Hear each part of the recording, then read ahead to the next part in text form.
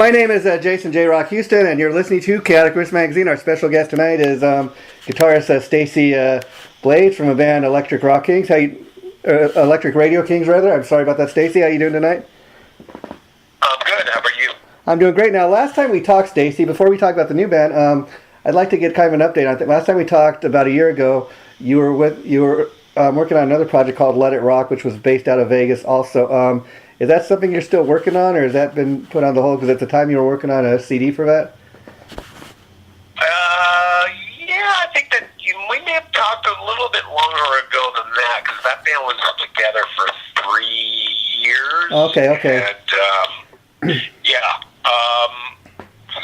great band, kind of all-star band. The problem with those type of bands is when you have an all-star band like that with 5 guys who are all in different bands that are working schedules, yeah, it's hard to get everybody in the same room together. So that proved to be a little bit more difficult over 3 years. I mean, we did some great shows. We had a lot of great shows in the Midwest. Yeah. And did some little bit of recording. I'm just kind of focused on really original music, and I think that's going in a newer direction. So that's kind of put on the back burner, so to speak. But great guys in that band. Well, I think that's a great thing, because funny thing is, I talked to you a few years ago also about your book you'd put out, and it was, the title was something about being a replacement member. And I think the cool thing about that is, since you left LA Guns, you've kind of been, like you said, doing your own thing, and you're kind of now, instead of being the guy known for like replacing Tracy Guns, you're now known for doing other things, which I think is really great. Now, at the top interview, we were saying that you got a new band that you just that you're just launching called the Electric Radio Kings. Talk a little bit how the band came together and who's in it with you. Yeah, exactly. It's been together a very short time, since July. The singer and I, Paul Christiana, who's from New Orleans. Uh-huh. Paul and I have been actually working on and off for about 4 years or so. We got introduced through Andy Johns, famous producer since passed away. Did Zeppelin, Cinderella, Van Halen, the Stones, Rod Stewart. Huge list. Guy's amazing. Worked with him on I did 3 of the LA Guns albums that I did with the band, and then I did a lot of sessions with him. So Paul had hired Andy to do his demo, and Andy insisted that I play guitar on it, and that's kind of how Paul and I met. So that's a pretty cool story. Worked with, we did, initial recording, I think was 4 songs, and then we did another session. And right at the beginning of that second session, Andy went into the hospital, and 10 days later he passed away. Wow. So that was pretty tough on us. But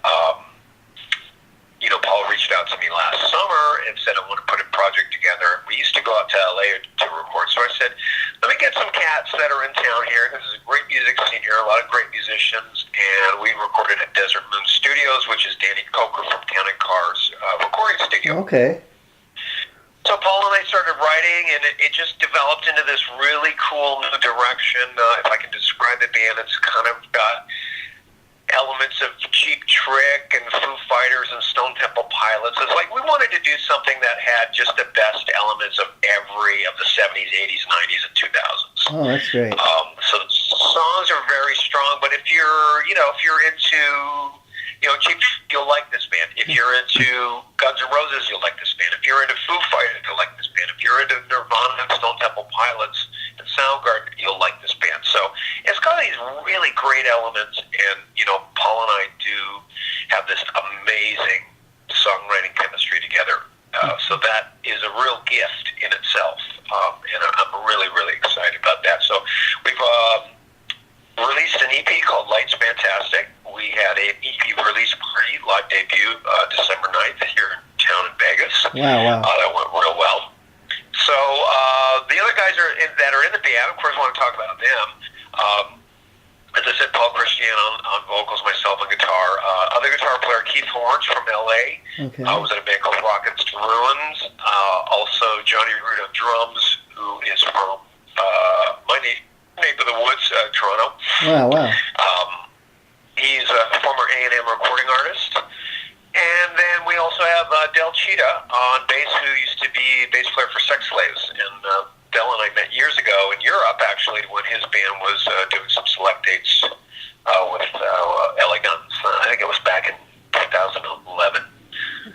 Wow. It's quite an interesting story how everybody kind of came together in this band. So it's a great group of guys and just amazing chemistry. And the songs are super, super strong. And it's a very contemporary vibe. And let me ask you, you said it was Andy Johns that introduced you and Paul and hooked the two of you guys up. Now, is any of the stuff that you recorded with Andy on the EP, or did you start over totally fresh? Yes, there's this track called Kid Superstar that we were starting to do right at the time that Andy unfortunately went into the hospital. So there's 5 songs on the EP, which is 3 songs that we did at Desert Moon, which was produced by AJ St. James. Fantastic producer from Toronto. Just worked with James Durbin from American Idol on his record. Wow. And then there's 2 other tracks from other sessions that Paul and I did. One is in fact, a Stone Temple Pilots song called Huckleberry Crumble. Oh, okay. And then there's another song I just told you about, Kid Superstar, and that was one we were working on with Andy.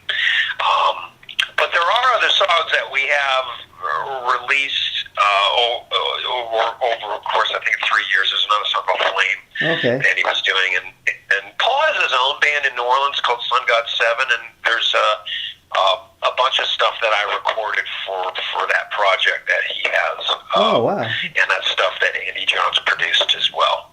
And so right now the EP is to kind of get the band launched, I understand, and like you said, you just did the first show. So is this a project that you want to keep like within Vegas, just play like around Vegas, or do you want to take it on the road? Oh, no, we're going to definitely take it on the road. Shopping a record deal. We're gearing up to actually January 31st. Wow. We are going to be filming a video for the new single, which is a song called Sympathy for Me, which is on the EP. Really great track, and we're going full throttle with this. So we're excited. It's all of our babies, kind of, and it's going to be a fantastic year. Yeah, and I love the name of the band, Electric Radio Kings. I mean, a really great original, real rock and roll sounding band name. How did you come up with that? Thank you. Well, we kept tossing names around, and I think the first name we had tossed around was called Debauchery Clinic, and I was like, it was kind of cool. It sounded like a club or something. Yeah. Or an S&M night or something. So we were like, next, and I had this name called the Stereo Kings floating around, and I kind of blurted that out, and everybody was like, oh, that's pretty cool. And it was good, but wasn't good enough, and I think Paul, a day later, Paul was like, Electric Radio Kings, and everybody went, that's the name. And did somebody, do you have an artist in the band? I was curious, like, who designed the logo? That's also a pretty cool-looking logo. My wife designed that logo. It was kind of my idea. I wanted to have like a stereo speaker with stars in it, and she came up with a crown with the font and stuff. So everything just is really melding well with the band and everything coming together. It's like everything's been kind of a gift.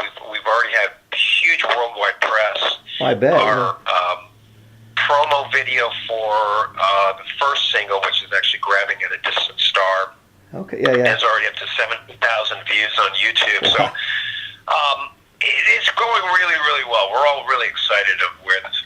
And I think the cool thing about this project, Stacey, is like you said, it kind of just crept up on the fans. I mean, I had myself, a lot of people I've talked to had no idea you were working on this. The last few weeks, like you said, things just been tight lip on it, trust popping me. up on the internet, and I think people are really excited about it. Don't say anything over the next 4 months, and I was like, I don't want to talk about this, I just felt it was right when the timing was right to announce it, and that was tough, keeping this under my hat.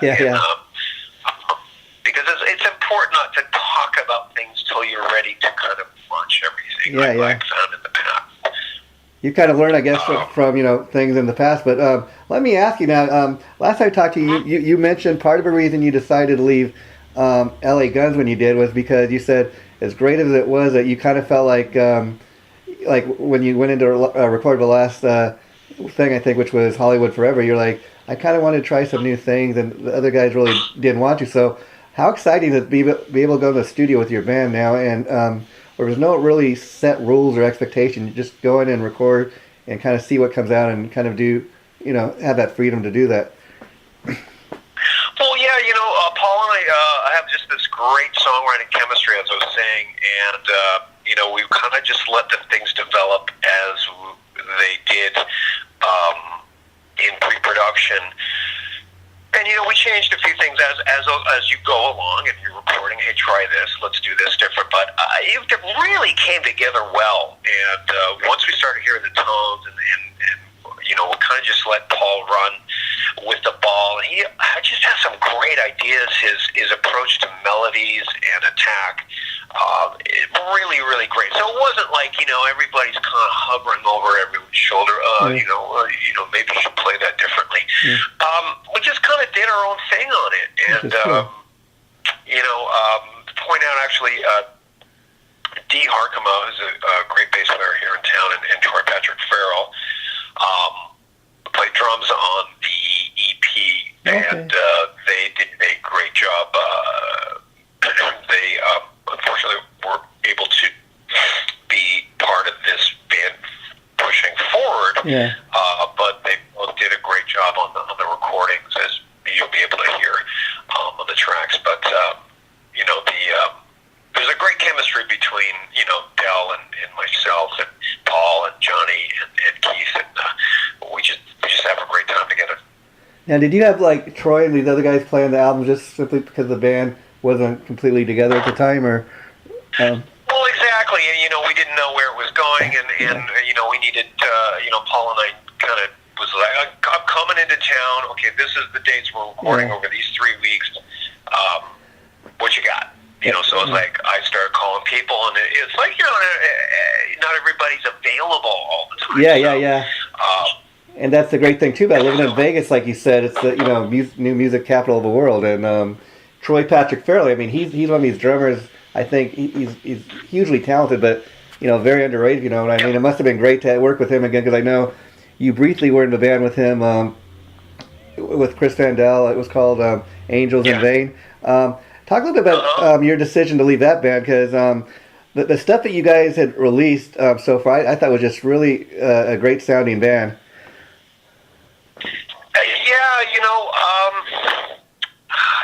How can I describe? It was like one rehearsal in 8 months, and it just wasn't moving forward. Yeah. And I, had a lot of different ideas of where to go with the business, and it was being fought on a lot of different levels of what it should be and how it was being recorded. And the recording of that band was not organic at all. And I just didn't feel part of it, and I was really busy, touring with Bloodthirst Rat at the time, and it just didn't work out. It had the best intentions, and I thought the songs were pretty cool. But it just didn't come together, man. It wasn't meant to be. So I just felt after 8 months, and with one rehearsal, the one rehearsal we did, it was zero chemistry. So it was like, I'm not feeling this. So well, like you said, if your heart's not in, then it's usually time to move on. But I will say, it's kind of funny to hear that, because if you listen with your ears, and maybe it's true what they say, that maybe friction creates great, beautiful music. But it did sound like a tight band. So now let me ask you, I know that's a project that's kind of still moving forward. When they release an album, have you heard if they're going to release any tracks with you, or are they going to re-record it? Do you have any idea about that? Anything that they've put out that I lended, guitar to, they pretty much erased. So I hear you. It's not. It wasn't even. Jason wasn't really. And I don't want to beg us. I'm friends with Chris and Taz and all this. But to me, it was never a band. Oh, I hear you. Okay. And that's the last we'll talk on the matter. I'm just kind of trying to bring people up to date on things. But so I guess this new band is pretty much what you're working on now. And then I also know, which I want to talk a little bit about, people might not be aware of. You've hooked up with this guy Chris Stacey, another great songwriter that you're working with. And I know just last week you're telling me you guys have you had another writing session. So how did that go? Because people would be surprised to learn that the stuff you're writing with Chris Stacey is more kind of like country music, but I urge people to go on YouTube and check it out. Country music. Yeah, but because it's really cool. Yeah. So, thank you. Chris and I have known each other about 4 years. Chris is a former country artist, curb recording artist from years ago in Nashville, and we met 4 years ago, and we just started to become good friends, and wasn't aware of all this great stuff that he had done in the past, and that just kind of came together, and we started writing. We're like, wow, we're really onto something here. So over that course of time, we've gathered about 10 songs, a country song catalog that we are actually our music is being pitched to producers and artists in Nashville, actually as we speak. Wow! So we're starting to get a lot of good feedback and some bites on some of the stuff, and it's just really cool to if you'd have told me 5 years ago that I'd be writing country music, I would have been like, "What? Are you crazy?" I really do like it because the new country stuff it's very rock and blues based. Yeah. And Chris and I, like I said, have a great chemistry, and he's a fantastic writer. So that's really something I'm looking forward to this year's placing songs with some artists and seeing that develop. Yeah, because I got to ask you, what's it like going from a guy that's known as the rock shredder type player to doing that type of thing? I mean, I imagine the first time you went to the studio and you heard it back, you thought, wow, that's pretty amazing, because it just, I think, also speaks volumes of your talent, because that you can play different styles of music, and it's really a great thing to be able to do, I think. Yeah, it's like I said, it's really cool to sit down and work with somebody from a different background, whether they're a country artist or a blues artist or a jazz artist. It's just really cool, and then when you vibe well with that person, and you're creating this alternate style, it just starts blending together. And a lot of country is now it's very rock orientated. Yeah.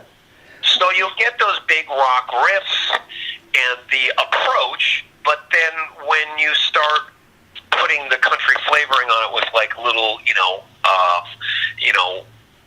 the twang or a fiddle on it, and then it becomes modern country. So it's not that far-fetched as I'm writing this stuff, but Chris really has that flavor, and he is like I said, a former country artist, so he knows how to express all that stuff. So when he starts showing me an idea, or if I show something up with him, it just kind of comes together, and has become a great body of work. Because I loved everything that was up posted on your YouTube page there, but a couple of tracks that really stand out. There's one called "Beautiful Girls," and there's another one called "I Got a Truck." And like you said, it's really funny because it's country music, but it's really the guitar playing is really kind of rock oriented to me, and I think anybody could get into it that's a rock fan. And I think the thing is, if people just open their ears a little and give it a chance, they might be surprised at how good it came out.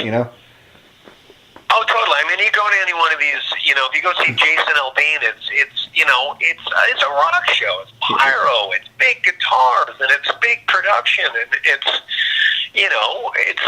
it's basically Motley Crue, but it's country. So there's an excitement for me in those avenues to explore and be part of. Yeah, I'm really excited about that. And I imagine like even though the guitar is very like rock oriented in these songs, let me ask you, like, what's the writing process like? Do you guys pretty much come up with the music first? A lot of it is just based off of your guitar riff, or does he usually come up with the lyrics first? It's usually based off a guitar riff or something like I just posted a new song today. It's called Parking Lot, and we had a guy named Clint. I can't remember his last name, but a guy from Nashville, cut the vocals. It sounds like Chris Stapleton. It's got that vibe, and the song is like very emotional. Song about a couple trading off their kid in the parking lot for the weekend. So Chris's lyrics are very deep, very meaningful, lots of different subject matters, but we usually have the music and we kind of start rolling with that, and then Chris is a great lyricist, so he'll start just penning things, and within 10, 20 minutes, half an hour, he's kind of got the whole thing kind of mapped out. So it's really exciting when we sit down. Just, last weekend we were working on a couple of new songs, one being called Heaven is a Four-Wheel Drive, which is a total boot-stomping, this kind of rocking country song. And so it's just all of those styles, this style, my style, they lend themselves to each other. Yeah. So it's fun watching those, little gems blossom. Yeah, a lot of these songs too. Like I'm imagining, like I love just a lot of the titles. I mean, like you said, for example, I Got a Truck, Beautiful Girls. I mean, you must come up with the riff and a title and just kind of base it loosely off of that. I mean, how excited are you when you go in the studio? And, I mean, it's got to be a lot different than creating your typical rock album. I mean, to me, I just get off on listening to all these tunes, and some of the stuff you told me you just recorded the titles. I'm like, man, I got to go check that out. Yeah. Well, you kind of like when you have a Fender Telecaster and you plug in to whether it's a computer-based amp model, and you kind of have that rockabilly-ish or that twang. It's just you become that player. Yeah. And that's what I really love, is really getting into that mode of playing in that style. Yeah. So I think for me as an artist, as a songwriter, I really enjoy branching out and doing different things as opposed to just doing the same thing year after year after year. There's a lot of guys out there that just kind of do the same thing, and not that they're bad guitar players. There's a lot of fantastic guys, but for me, I like experimenting and branching out. Yeah, that's cool. Now let me ask you. So all the demos you guys have up on the YouTube, those are kind of like demo versions of the songs. And you said the idea is to sell them to other people. Have you sold any of the songs yet? And then anybody else record any of these tunes yet? Not yet. Like I said, we have a song pitcher named Gil Grant, who's in Nashville. Actually, a Canadian guy. Not a Canadian guy. We're all taking over the world, don't you know? Yeah.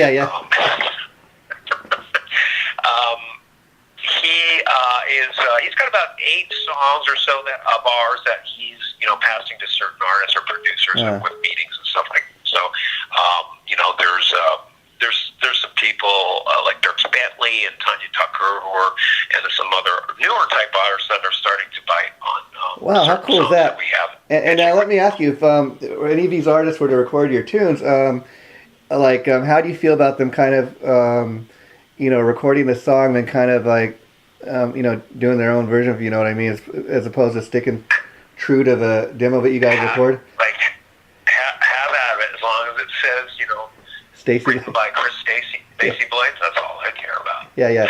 And now another cool thing, I know you were also at one time, like you now also got a library of like recorded like guitar solos and loops, and I was reading somewhere on your website, like you said, how cool is that what first #1 song I had was a guitar loop or something? On Beatport, yeah. That's what it took to get a #1, I guess. That's a great process that I've done over the last 3-4 years with a guy named Jason Donnelly, who is a fantastic musician, engineer, based out of Los Angeles. He has a company called Music by Design. So Jason and I also have quite a vast library that we've done, which is called music cues. What a music cue is, it's not a minute, 30 seconds to a minute piece of music. And we've actually placed quite a few of those in national television shows. Oh, how cool is that? Dynasty, Wahlburgers, Pitbulls and Pearls, Boys, Night Watch. Geez, there's a bunch of them. That's cool. So that was very rewarding, and to get those little pieces. I mean, you can barely hear them; they're slightly in the background, but to see that and have that, on paper. So let me ask you, as far as making money off of that stuff, like, is it typically where the TV program will buy the song, or do you get it like each time the show airs?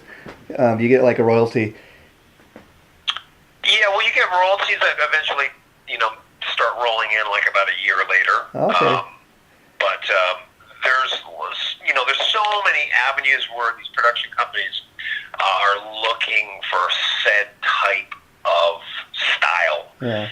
Or a certain structure or stuff. Like there's a thing that I just did. I'm not sure if it got placed, but Norman Reedus, the guy from Walking Dead, has a new show. Okay. And Jason and I just did all these Ramones type. They were looking for the Ramones type sounding Wow. cues. So we got about 8 of them. I'm not sure if it got placed, but you can churn these things out all day long. It's just you become that person. You become that Ramone and start playing in that style with that sound, and you really have to be kind of a chameleon to do all this stuff. Yeah. So, But what a great way to keep your keep getting music out there and making a living. Yeah. I mean that's really great. And it kind of reminds me of your former bandmate Adam Hamilton from LA Guns. I know he's into Absolutely. a lot of producing, and he's got a lot of his stuff placed in movies. Stuff. Absolutely, yeah. So it's great that you guys can keep busy, doing that. Now, is there anything else you're currently working on, Stacey, that we haven't talked about? I'm just really focused on Electric Radio Kings right now. I also have the Stacey Blades Rock Academy guitar lessons and workshop. That's something I enjoy doing too, is helping people craft their songwriting skills and guitar skills. I have everybody from 12-year-olds to 50-year-olds. So it's really awesome to see somebody like a song blossom, and hardly having picked up a guitar, or they might be very intermediate or advanced player, and see them become better, and see like that the look in their faces when they know they're getting better, or if they just only been playing for 6 months and they start playing songs. And that's just a gift, giving that gift of music, because when I was a kid, it was like I had great teachers. Yeah. They made me a better guitar player. So that's something I'm real grateful for too. And let me ask you, as far as teaching people how to play, do you have a preference? Like, do you find is it easier to teach people that are just picking it up for the first time, or people that have been playing for years? I mean, what's your kind of experience with that as far as teaching these people? I think it's harder with somebody who's just beginning, because you have to, there's so much involved in it. It's arm placement, it's hand placement, it's, the chord structure, it's theory, it's all of these things that they have to digest. Yeah. Week after week, and it's kind of daunting for them at times. But you always say Rome wasn't built in a day. Yeah. So there's a lot. When I was a kid, I started on piano. I was 9 years old. Learned piano every week for 2 years straight, till my parents got me a guitar, and that was it. And some of those things that my piano teacher would teach me, that I instill in when I'm teaching guitar. I can clearly remember being blindfolded. And they're like, okay, you got to play this scale, so hear it, and just kind of know it without looking at it. So there's a lot of great things like that I use in my teaching techniques. Oh, cool. And do you have a lot of people that that you teach? Do a lot of them know nothing about your history, or do you say even amount of people know who you are? A lot of people know about my history, and I think that's the appeal too, is that I can use all that knowledge that I've learned over the last 30 years or so to make somebody a better player, or get them up to speed quicker, even if they're advanced players. And it's it's a nice exchange, when you hear somebody, dude, thank you so much, you've really changed my playing, or thank you for, I couldn't play 6 months ago. Now I'm playing all these songs. I'm having so much fun. So all that experience does help. Yeah, absolutely. Yeah. And then last thing I kind of wanted to touch base on is you'd mentioned earlier that you'd played with Bobby Blotzer's version of Rat, and I know a lot of Rat fans are kind of divided how they feel. But let me ask you, playing those songs, because that Rat catalog of music, I don't think anybody can argue. Those are great songs. So. What was that like playing those tunes? Because, did you play them note for note like the way Warren played them, or did you kind of go and kind of put your spin on them, if you know what I mean, or your influence into them? Well, it was interesting how it came about, because it was the end of July of 2016, and, Blotzer and I have been friends for years and years, really good friend. So he had actually called me and he wanted me to join, and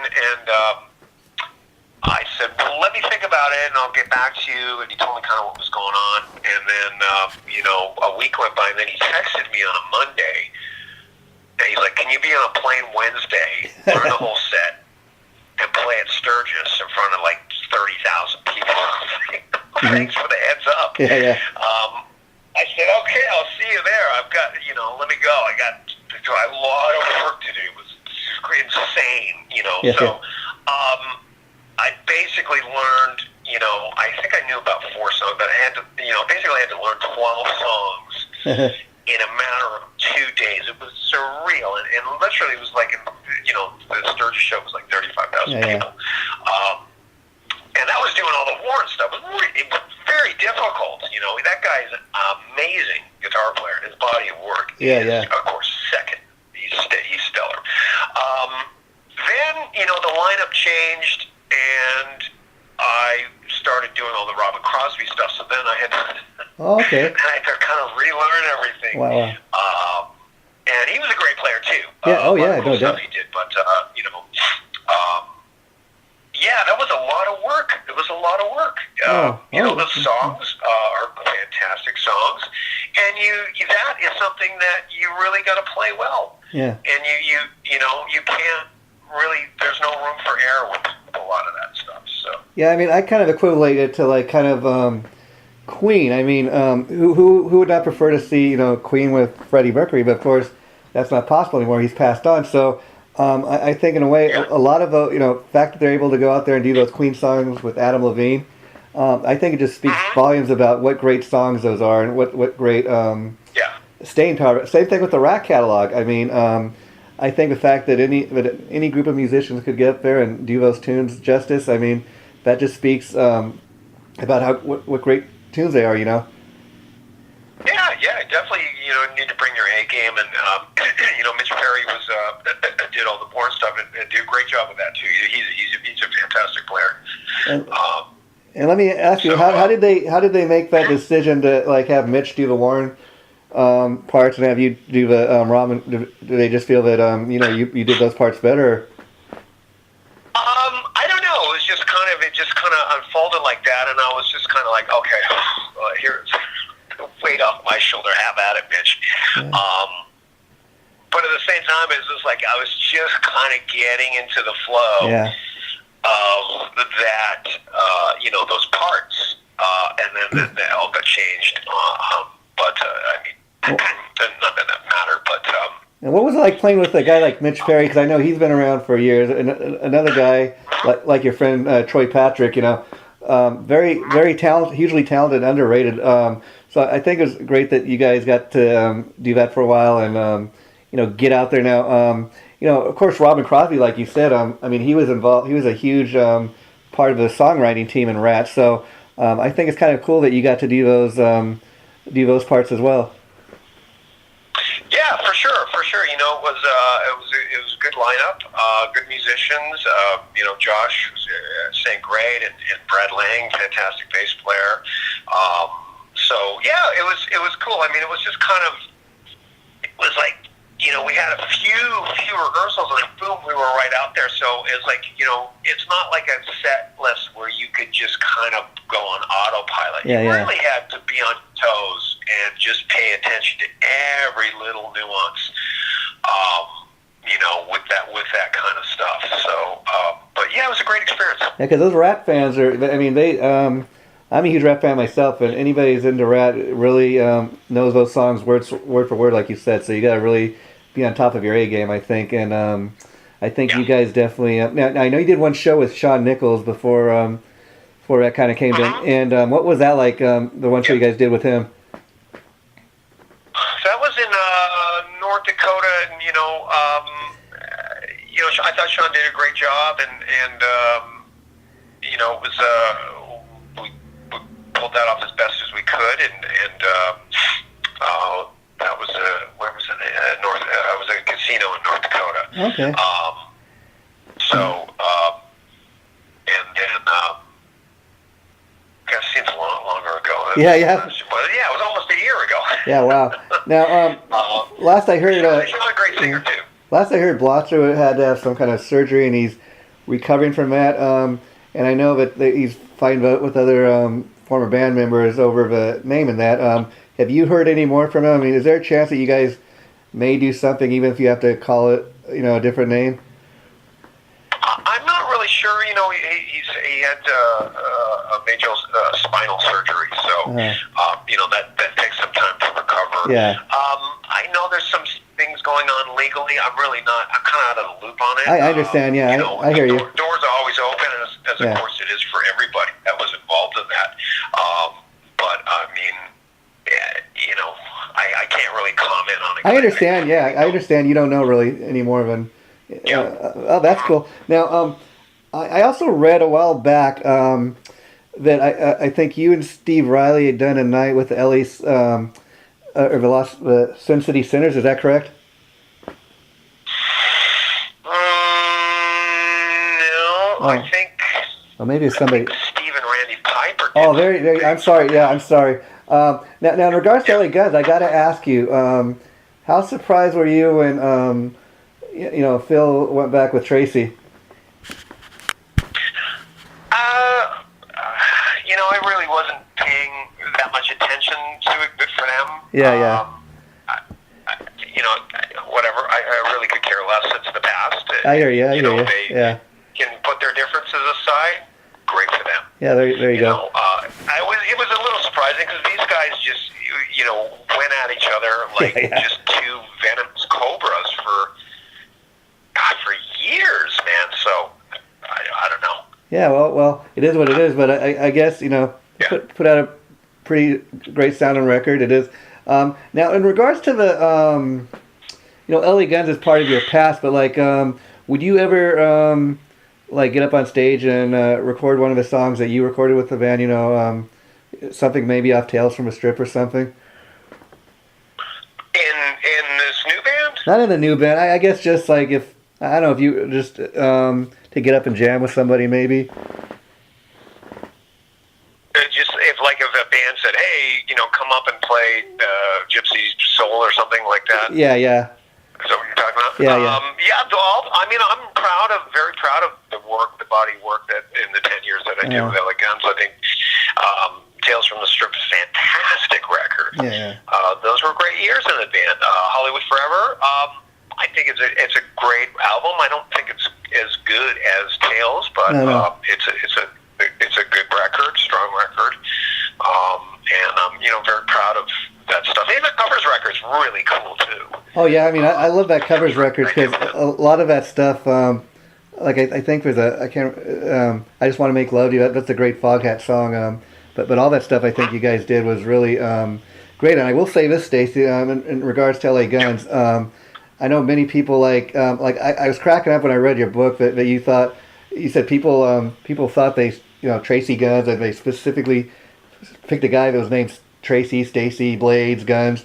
I got kind of a kick out, but I will say this.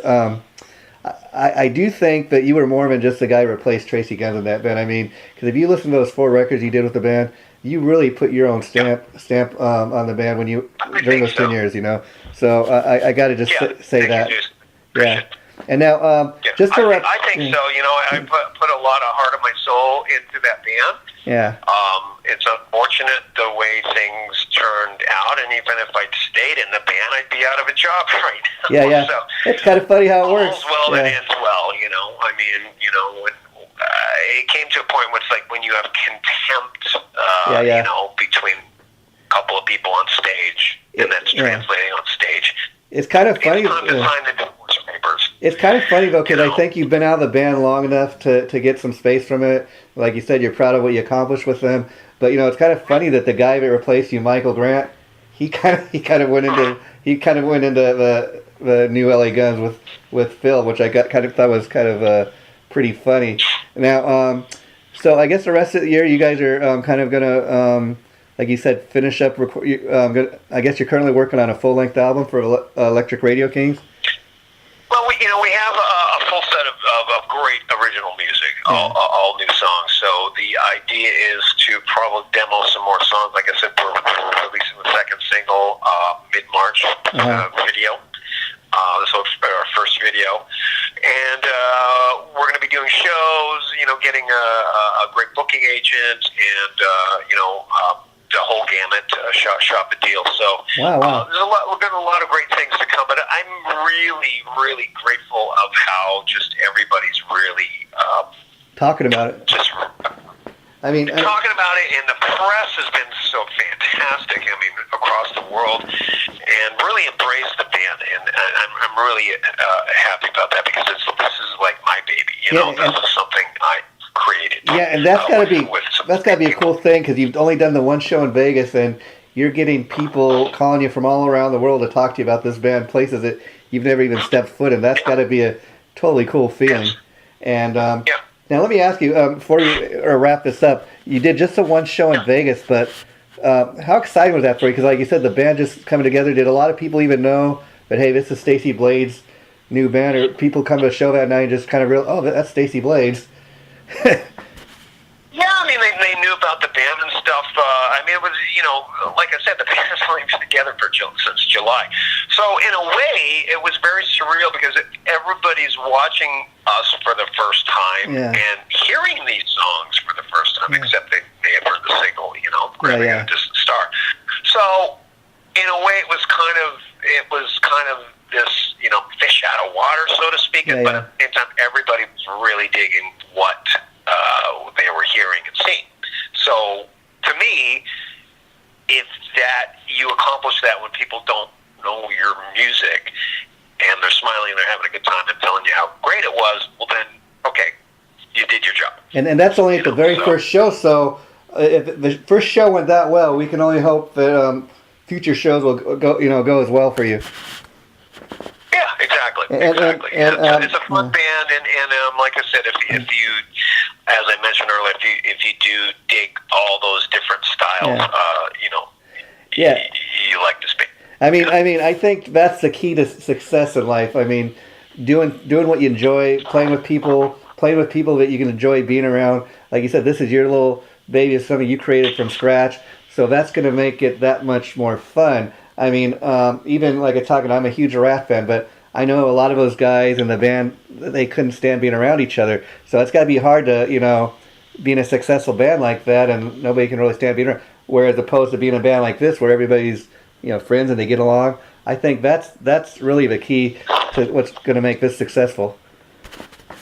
I think so. It's just like, you know, we all have the same goal, and you know, mutual respect for each other, and you know, there's no egos and all of this stuff, and we just you know, we just want to get on stage and play and record and make music and really you know, raise the flag top of the mountain with this. So that synergy between 4 or 5 guys, it works well. I want to thank you, Stacey, for taking time to talk to me again. I really enjoyed talking to you, and you know, I'm a big supporter of everything you've ever done and continue to do. And thank you. Appreciate that. So anytime you have anything to promote with this band, please feel free to reach out to me. I'd be more.